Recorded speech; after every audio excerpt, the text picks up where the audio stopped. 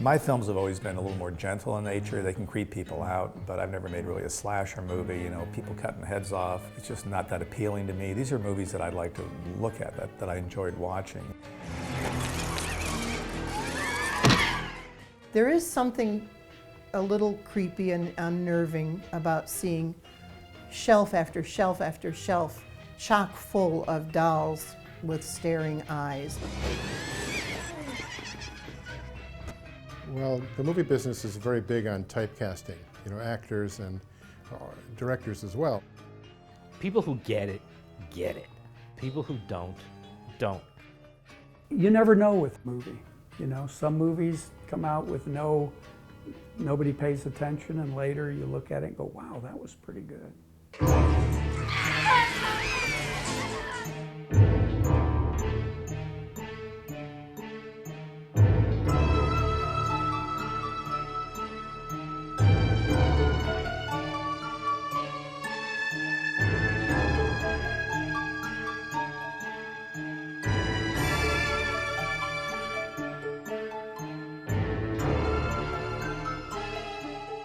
I've always liked horror, but I was advised by a friend that the movie that would have the best chance of getting produced would be a horror film. You know, and that no matter how badly it turned out, that the people who invested in it would make their money back. That year, it was 1984, I moved to LA in January of '84. I had met Stuart in Thanksgiving a couple months before, and in Chicago. And he had this idea of making Reanimator. At that point, I was already involved with Charlie Band and what was becoming Empire. By that time, Charlie Band was starting up he had his foreign sales, and he said, well, listen, I'll sell the movie. So I said, hey, we got a sales agent. And we just blustered right into making Reanimator, and it was just one of those great lucky accidents for all of us. Well, the irony, which few people know regarding the notion that Reanimator wasn't a success, is it wasn't a success. You know, Reanimator and pretty much all the movies we released theatrically, the early Empire films, did not do well theatrically. So, you know, these were used almost as lost leaders to promote the video release, most of which they went out through Vestron Video at the time. So the video release was successful and very successful for Vestron. We got a you know, predetermined amount of money, which, you know, helped us fund the next movie and the next movie. It was a critical success. You know, going to the Cannes Film Festival and having the incredible reaction we got, and then selling foreign territories. So it all worked, and over years it gathered this sort of amazing cult and momentum. At the end of the day, it all kind of worked out because we got enough money from video and foreign to keep rolling. And the idea at that point was to make another Lovecraft movie, follow up Reanimator. And the two that seemed to be strong candidates was Dreams in the Witch House and From Beyond. And so we went with From Beyond because it had a machine. And that seemed to be more, maybe that would be more, it kind of makes it a little sci-fi. Dolls was kind of a surprise. I walked into Charlie Band's office there, you know, who was producing the film I thought I was working on was From Beyond. And he said, oh, by the way, I have this other script that I want you to do. This is just a little, you know, nothing little script. You can knock it off in a couple of weeks before you start shooting From Beyond. And this was the first I'd heard of this. Dolls came about in the following way. Like most of the films that I made at Empire and later on at Full Moon, I would develop a campaign and a title. It all really started with a great piece of art and campaign. I had a number of projects, and the one that I felt would be awesome for Stuart and Brian, along with From Beyond, which was another Lovecraft adaptation, was Dolls. I've been a big fan, obviously now 30 years later, people know I'm into dolls and puppets because I've made a gazillion of those movies. But back in the day, I really wanted to do something unique. I had done Troll for Charlie Band at Empire. Charlie and Debbie Dion were very, very encouraging folks. And they knew I was kind of weird.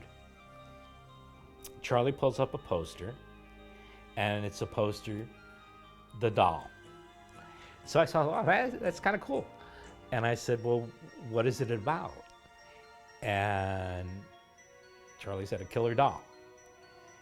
And I said, is there anything more I should know? And he said, nope. So I went off and wrote the outline. My one question to Charlie was, can there be more than one doll? And he said, sure. He had a lot of trust. You know, if he had an idea or a poster, and he trusted you as a writer, he would just allow you to go out and play. Maybe we can make it before the rain starts up again, huh? Lovely vacation you planned. For the parents who are the epitome of bad parenting, the slightly larger approach works. The mom being basically the personification of Cruella de Vil and of being the evil stepmother to end all evil stepmothers is wonderful. I was able to cast members of my theater company. You know, I had worked with the Organic Theater Company in Chicago, and so Carolyn, who had been in Reanimator, you know, who had the great part, you know, playing Rosemary, you know, the bitch on wheels, I think is the best way to describe her. Most of my experience in film is playing evil bitches. I enjoy that, and it's definitely in my comfort zone. I think I like playing evil bitches because it allows me to let off some of that pent-up, free-floating hostility that we all acquire in real life. I can just channel that right onto the screen, and it's good for me. It's therapeutic.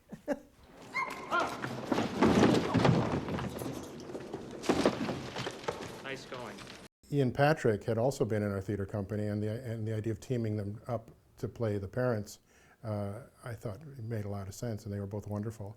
Carolyn and I can't even think how many stage plays and all the various relationships we'd had and different characters, so you know, it's like second nature. I think that's why Stuart just called me up and offered me the role, because he knew that, well, you guys, I don't even have to direct you, you know each other. I have terrific admiration for his talents. He's a wonderful actor and a very well-trained actor. He's one of the few people I've worked with who actually went to theater school. He went to the Goodman School of Drama. He's the real deal. The front door is locked and no one answered, and we were awfully wet. Oh, poor dear. Well, Carrie Lorraine was a real find, I believe, you know, because I really wanted a little girl who seemed vulnerable and seemed real. And I was casting, I looked at hundreds of children to play this role, and they all seemed so, you know, they were showbiz kids, and they didn't seem like real children somehow. LA is full of child actors, and I mean a lot of them came in, but a lot of them are these little baby Janes. They're these kids that are so on that it's really hard to get a sense of naturalism with these highly talented kids. You know, there's sort of a little sadness about her, I think, too, which, you know, makes sense because this is a girl whose parents have split up. Her father's remarried this awful woman, and she's kind of stuck with the two of them. Kids are great. They just go right into the make-believe mode, and she was fine with it. She's like, okay, yeah, the dolls come alive and kill people, okay. It was just funny because she already at that age had a real understanding of make-believe and fantasy. And to watch her, it was subtle to click out of it. It was kind of cute to watch this young actress already making these decisions of fantasy and horror. I thought she did a really good job. I mean, a lot of the film hangs on her shoulders, and I think she pulls it off. But the greatest thing was working with Guy Rolfe, you know, who plays Gabriel, the toy maker. You know, I had idolized him for many years. I had seen a movie he had done called Mr. Sardonicus, which was a William Castle film that he played the title role in. He was just the most wonderful, funniest, and just a consummate actor. And it was just a great thrill for me to work with him. And I also worked with Hilary Mason, who I had seen in Don't Look Now, where she plays this blind medium. She's extraordinary too. So I was surrounded by some very, very talented people.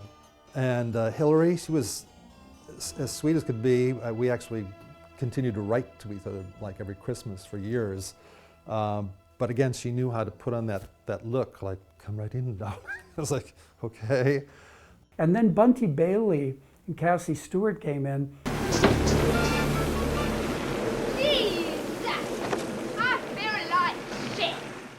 They were very accurate in their cartoon nature, in that in real life, these people were of a cartoon nature.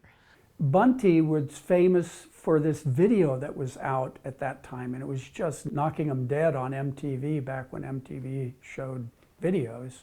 She had been the girlfriend of the lead singer of a-ha, and you can still go on YouTube, I think, and see that video of theirs of Take On Me.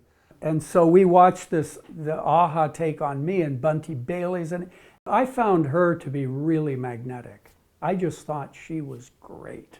Cassie, she was a little firecracker. She was a wild girl who regale us with tales of her various affairs with actually some big name people. It's like, okay. And so they, I think, were just fantastic additions to the thing. I was sorry that they were so quickly gone. But it was a small cast. It's one night in a haunted house. You still like toys, do you? Oh, yes, but it's too bad we have to outgrow them, right? No one says you have to.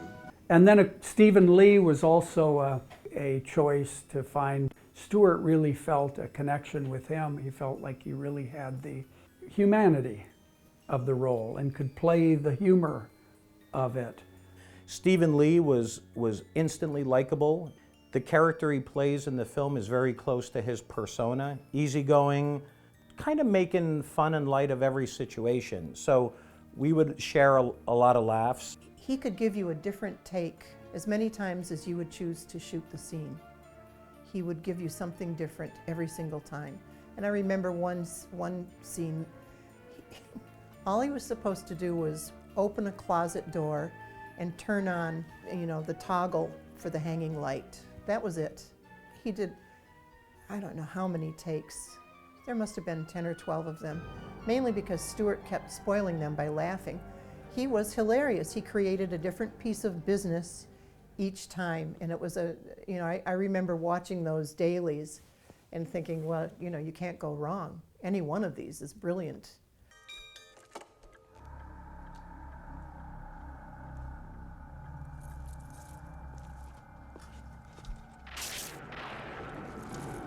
We're missing a major part of the cast, and that's our effects guys, the people who created the puppets, the dolls.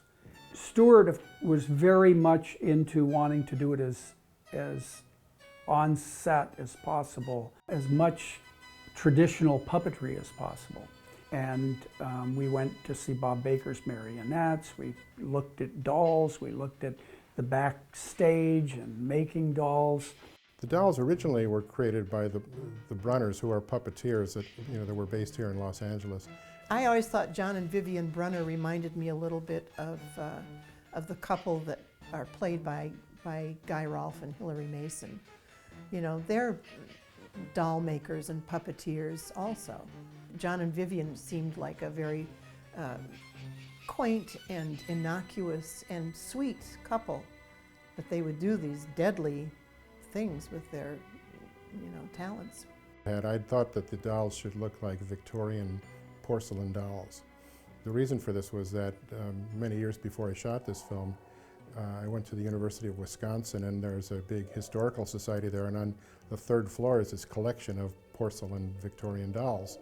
And one time when I was looking at these things, I ended up getting locked in the museum when it closed. So I was stuck, surrounded by hundreds of these dolls, and it really did start to freak me out, because I could swear that their eyes were following me, their heads were moving. So it was very much like the movie, and that was kind of an inspiration for me. Please, Mommy, don't punish Daddy. Come on, give him a big wet one. I first heard about dolls being part of John's team for MMI. His company was Mechanical Makeup Imageries. I mean, we did a lot of films through Empire, and then John would just come into the shop and go, "Hey guys, we just got another project. It's dolls." And we're all like, "Okay, what's dolls?" And then John would give us the quick overview. It's a story about da-da-da, and this happens, and we have to build this, this, and this.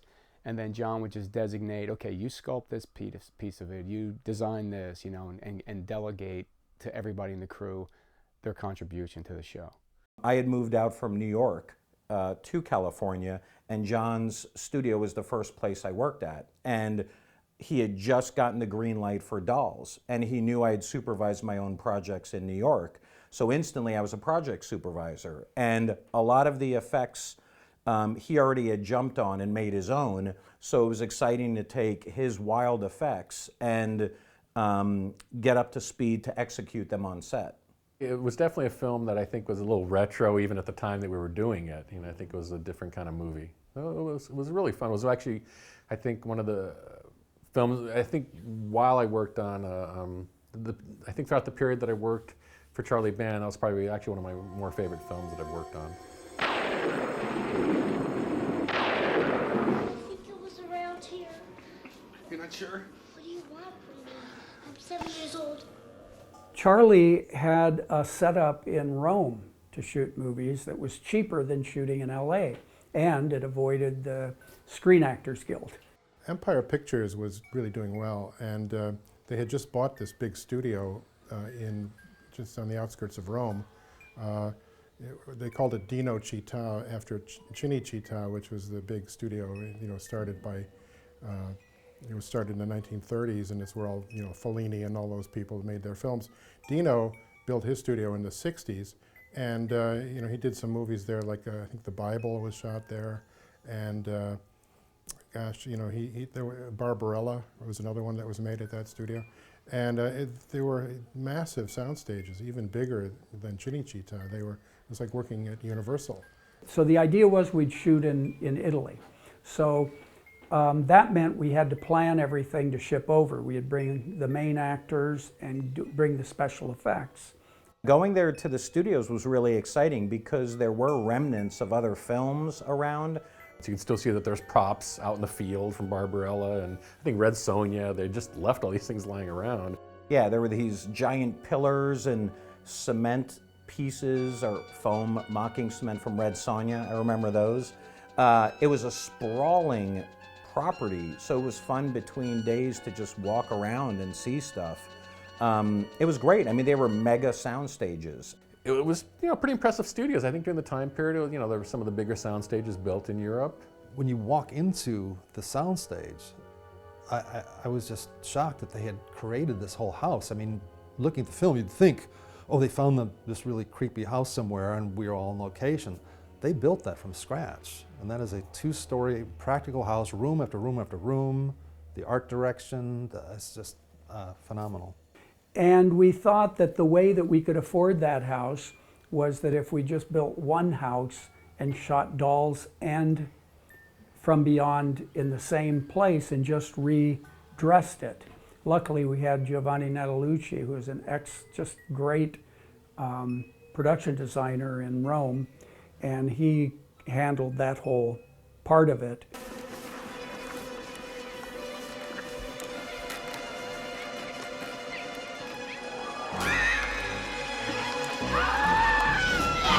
Well, all of the scenes in this movie were difficult to shoot, you know, because we were using a lot of marionettes, and they all had these wires that had to be hidden.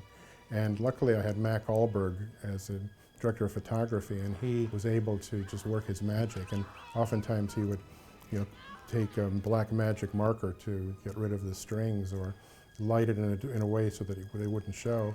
You know, it's really, you know, extraordinary. But anytime, you know, there's so many scenes involving these dolls that, you know, it was very, very difficult. I think the hardest scene in the whole movie was the scene where Rosemary is killed by the dolls, because this is the first time in the film where we actually see them, and there are so many of them.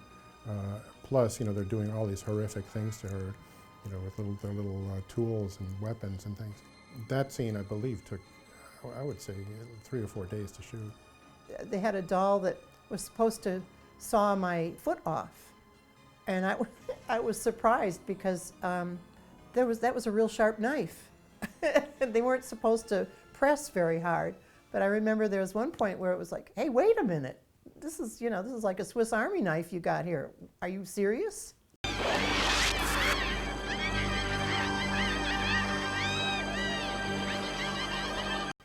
And they had a stunt double, a guy stunt double, and I was insulted. I thought he looked nothing like me, and but they were not gonna let me do it.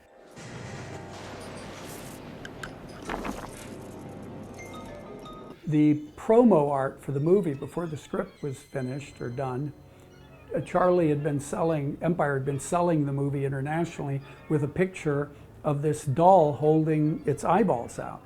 And that's what they were selling it as. And I said, hey, if that's on the poster, we gotta have that scene.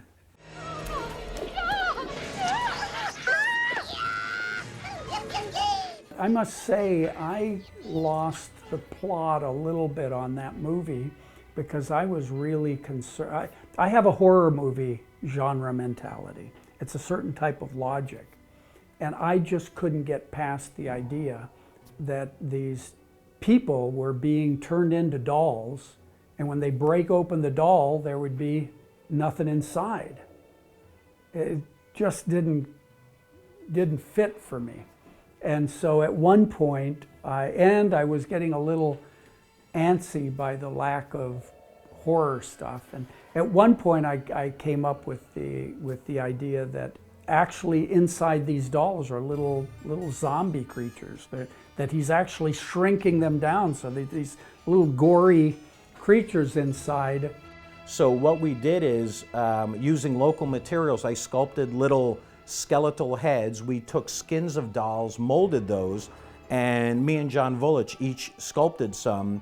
And so we started kind of breaking them apart or making them so the face would come off and be able to be put back on, and we'd sculpt little faces that would go inside them that were kind of mummified looking creatures. I think he did a bubbling back, we did different heads, and it was great because as the actress was swinging her belt and smashing them, it then cut to weeks later, we did these insert heads, and we had cigarette smoke and fizz bubbling, and it became quite a graphic little meltdown. And I remember really particularly having in mind an effect that I was trying to achieve from a movie I'd seen as a kid called Barbarella. There's a scene where she's attacked by these dolls, but the dolls, these two little girls have these like wind-up dolls that they kind of put around her and sit on the ground, and they start walking towards Jane Fonda. And then one of them's mouth will just open and snap, and it has these sharp razor kind of teeth that are really creepy looking. And then little by little, they all start kind of snapping, and they all come upon her and start chewing her feet up. And that was, in my mind, the kind of prototype for what we're trying to achieve with these kind of dolls. And they wanted to add a little more supernatural, that there was some creature stuff going on underneath these facades of the shells. That was really fun because that was something we could take ownership of and build there. And you know, it was kind of like we were heroes for coming through with it because it was some pretty modest means for prepping there. It was all geared toward shooting. So that was exciting. We had a good time with that. They just did it that afternoon and the next day and the next day. They just jumped in and made these little critters to go inside, these gory little zombies to go inside the dolls. And then it just made it feel better to me.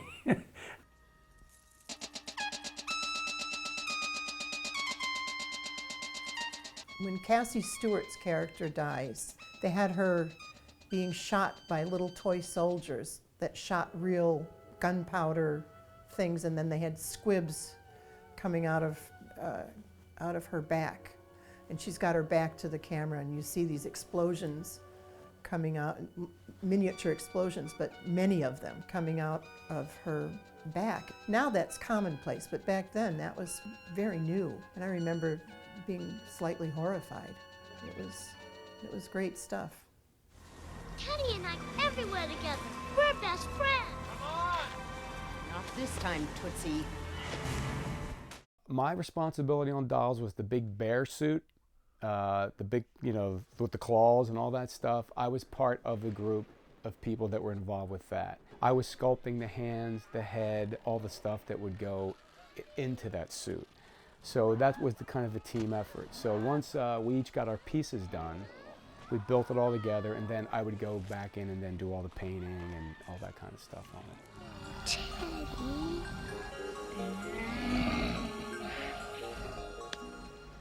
Quit moaning about that toy and get moving. Fuck you, Clody! Such language. For the, again, very old school effects at the end where I'm being transformed, they wanted my face to sort of like bubble and transform. He was terrific because he had to go through various prosthetic applications on his face that began the transformation. And the idea was that it was really him beginning it so that there was a real transformance of the character. So then they attached little airbags, then they put the rubber mask on top of that, and then the lines going down my back, and on cue, the guys are pushing air, and so my face is like bubbling. And then at one point, I put on the whole punch head, and then of course the rest of it was all done afterward, the shrinking down. At one point, Charlie Band felt that the movie needed to be gorier, and we did shoot some additional footage later. The tone of the film was shifting even while it was going. It was always known to be a dark fairy tale, but I think maybe even Charlie was like, is this the right direction to go? We now have Stuart here who's king of splatter suddenly, and we're doing this film that's a little more consumable. So there were some shifts in the mood of the film where even when I saw the final edited film, some of that they pulled back on. I think there was one sequence that we did where the doll with the pitchfork pulls out, Rosemary's intestines at one point. But it just, when we cut that material into the movie, it just seemed wrong. It was like this movie really is going in a very different direction than something like Reanimator. It's not a gore fest, really. So we ended up, basically getting rid of all of that material. Sure they are. Remember when you talked about toys coming to life at night? Oh, but Judy, that was just a little story. A true story. Dolls was shot back to back with Stuart's Lovecraftian From Beyond. And the post-production of Dolls took so long that From Beyond actually came out prior to Dolls' release. And a lot of that post was David Allen doing the stop motion effects. The thing with Dolls was, we started out using puppets, hand puppets, and marionettes that were created by the Brunners.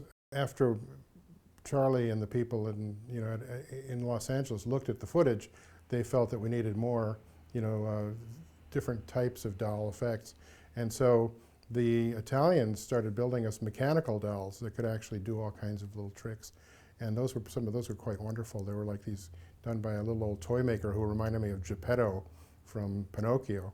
But after that, they still felt that we needed to be able to see the dolls completely, full, motion on these dolls. And so they brought in Dave Allen, who was a stop motion expert, to do additional, footage. Well, just a moment talking about David Allen, who was a big part of my early career. Dave and I go back to the days of Laser Blast, which was in the 70s. But working with Dave was fantastic. I mean, he was known also as a problem solver. He figured out ways to get things done, at a price. But this was still the laborious, very time-demanding art of stop-motion animation. I remember some of these shots for Dolls. I would come in there. This was when we were all in one big studio, and he'd begin the shot on a Monday, and then 4 days later, they were one frame at a time. He said the shot's almost over. We'd have 5 more seconds of material, 5 seconds. But Dave was great, and it's a real shame that he's gone. But it really does make the movie, I think, being able to see the dolls moving all by themselves is fantastic. To create those stop motion shots took weeks and weeks and months. So, it's a tough one because if I was a little more conservative, I would have probably done a lot of things differently, but I really wanted Dolls to have every bell and whistle we could afford. So to spend that kind of money and have the thing sitting around for a half a year while you shoot yet another movie kind of destroys your cash flow. But that's the reason why Dolls took the time it took. But it probably took a year by the time we finished shooting and the thing came out. So in the meantime, we had to make another Stuart Brian movie. We made From Beyond. Steady, steady now. You've had an awful crack on the noggin. Not the dolls. The dolls. The killer dolls! Again, this was a very, very polarizing film in a way. Fans of Stuart, who had seen Reanimator and From Beyond, were shocked that there wasn't more over-the-top gore. There weren't entrails. So they were surprised at the toned-down nature for Stuart. They were also surprised that the fairy tale element of this was so pronounced, as opposed to the gore. Well, Dolls is a fairy tale, and at the time I had been reading this book by Bruno Bettelheim, which is called The Uses of Enchantment, which is about how fairy tales should be scary. Is one of the things that he talks about, that fairy tales are instructive to children, and what they're basically teaching them is that the world is a pretty dark place, and that you need to be brave and good to be able to survive, and that he was very much against people like Disney who sort of clean up the fairy tales, take all the edges off of them. So this movie gave me an opportunity to put his ideas to the test and to do a fairy tale where we weren't pulling any punches. If you go back to some of the early cartoons, sound cartoons, they were scary. A lot of them were scary, and a lot of them were set to music. So you'd have dancing skeletons, and so you had this sense of the macabre, but it was also entertaining, which I found that fairy tales were. Fairy tales were entertaining. Fairy tales were instructional in a way. There usually was a moral, and they scared the bejesus out of you. I guess I was concerned about the sort of mashup of genres, that at times it's obviously a horror film. Other times it seems more like a very gentle, almost fairy tale. And then it was very funny at times. And it just kept going back and forth. And I thought, well, okay, I hope you can get all these three elements to work, and he did. What I think is really interesting about Dolls is that it is a extraordinary film in the palette of Stuart Gordon films. Is it hardcore horror? Is it a little playful? It's this strange palette. I mean, it's great to say fairy tale because fairy tale hits a lot of weird levels, and this film is very strange. It's got a weird tempo to it.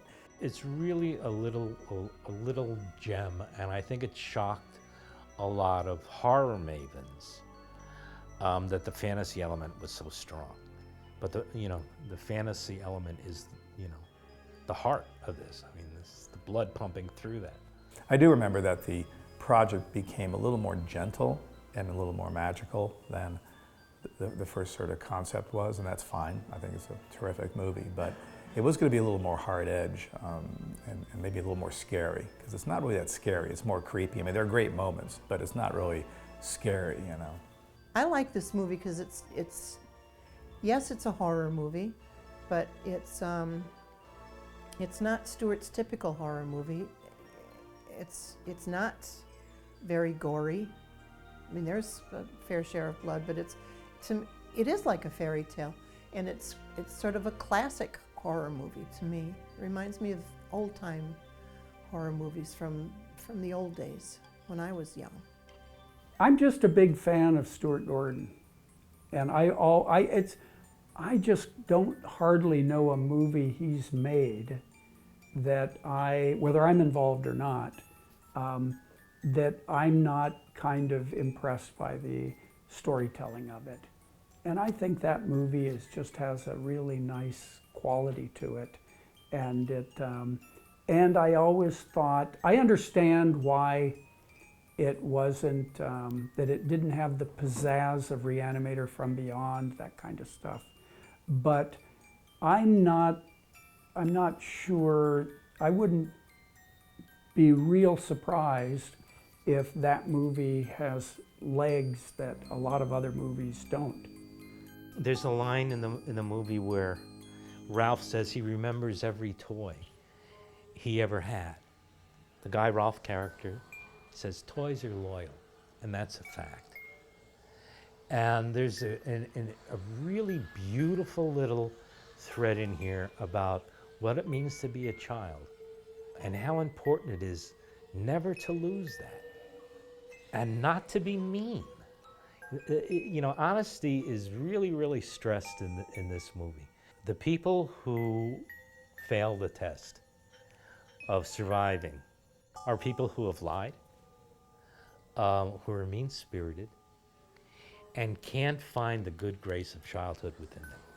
I'm really glad that the movie, you know, has lasted as long as it has and that people are still watching it. I think that it's very different from any of my other films. There's a sweetness about it that I really like, and I think it's actually saying something about parenthood and about how important that is, and how you have to keep the child inside of you alive.